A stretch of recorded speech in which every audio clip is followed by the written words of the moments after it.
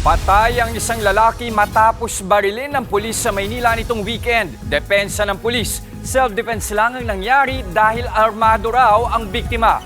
Nasa frontline ng balitang yan, si Dave Abuel. Hindi na umabot ng buhay sa ospital ang lalaking ito matapos barilin ng rumesponding pulis sa permanent housing sa Tondo, Maynila noong Sabado. Kinilalang lalaki na si alias JM, 34 anyos. Ayon sa Manila Police District, may hinahabol daw si JM na isang lalaki na kinilala lang sa pangalang Joji. Armado raw ng baril si JM, kaya agad rumesponde ang isang pulis na residente rin sa lugar matapos marinig ang kumusyon.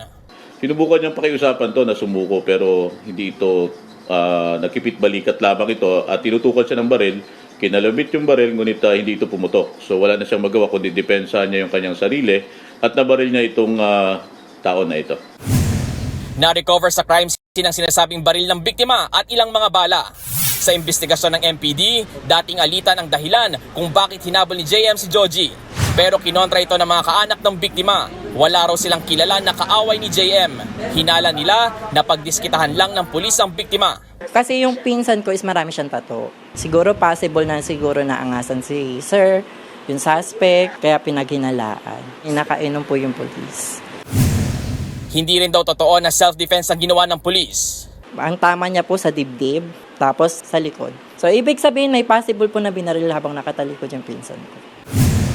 Nasa custody na ngayon ng MPD Homicide Section ang nasabing pulis. Depensa niya, wala siyang intensyon na patayin ang biktima. 4 ang lumabas na bala sa baril ko. Mahirap na po kasing umasa sa isa. Ang bala namin 9mm. Hindi po sa isang putok yan makakagalaw pa yan. Baka po mamaya, pag putok ko ng isa, makabawi pa siya ng putok. Siyempre ako, ko lang. Pinagtanggol ko lang yung sarili ko. Sa ngayon, patuloy pa ang investigasyon sa nangyari.